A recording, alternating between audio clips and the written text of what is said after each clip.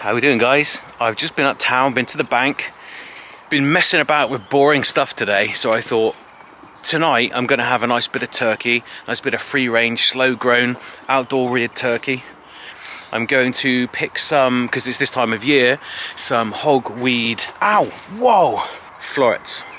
So just before the flower opens up, you'll see it's kind of squished up like a little bit of broccoli under a sheath. I'm going to open it up, I'll show you what it looks like. I'm going to cut them all off, take them home, and you can put them with cheese, like a cauliflower cheese type thing, or a broccoli type cheese. Anything you can use broccoli for.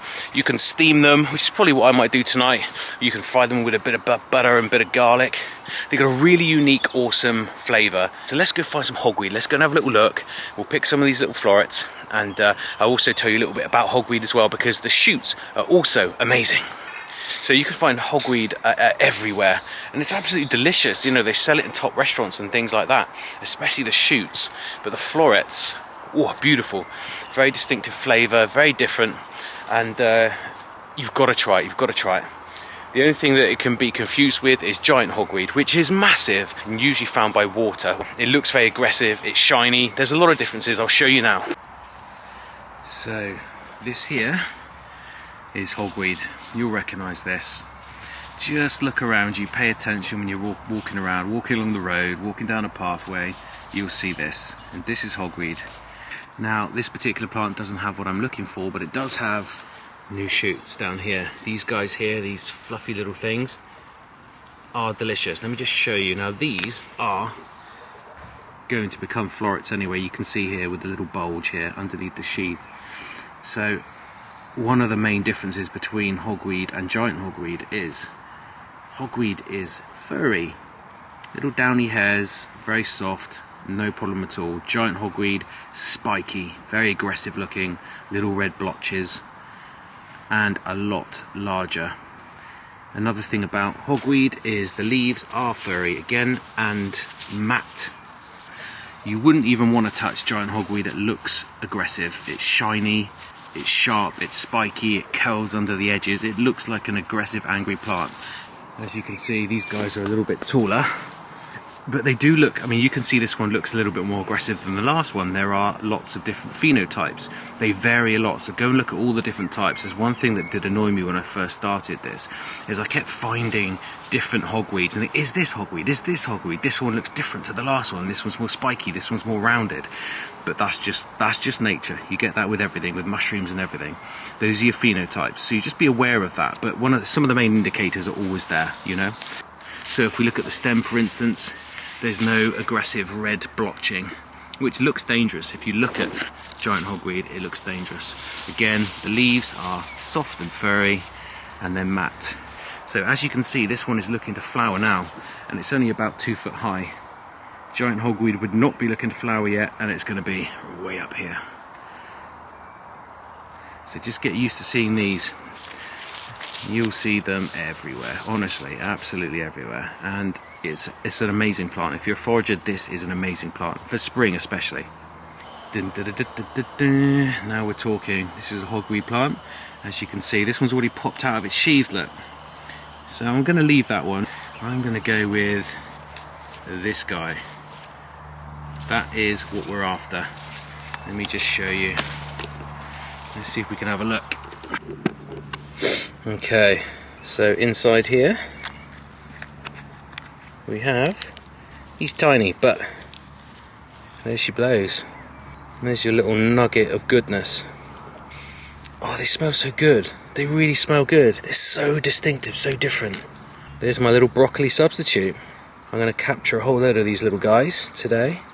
I did actually see a ton of hogweed in the field just here, the meadow. Little ones growing out the ground with lots of these things. So let's go look in the field, because hogweed, as I said, grows everywhere. Not bad. It's quite low down. It may have been pissed on. I'm going to roll with it anyway. Let's have a look. Look at that. Let's go. This whole thing would be tasty, to be honest, but it's kind of my prize there. Yeah, baby, look at these. Look at these. It's all happening. So we're out in the meadow now, just as I mentioned, and these little hogweeds are no more than 30 centimeters high. There's no way you're going to confuse that with giant hogweed whatsoever. So look at that. Even though the tiny plants, awesome. These are still mildly phototoxic, so just be careful about getting the any of the juice on your hands and then touching your eyes or anything.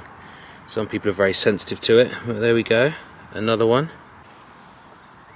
Here's a nice one. Look at this little guy here, already opened up. So this is a really good example of the shoots when they come up looking like this. I'll just quickly show you. This thing here is a delicacy, it's absolutely delicious. So just fried up with a bit of butter and garlic, or I put it in soup the other day and I put it with a nice bit of fillet steak, and it's just delicious. It's got a flavour and a texture all of its own, really. Nice. Get in.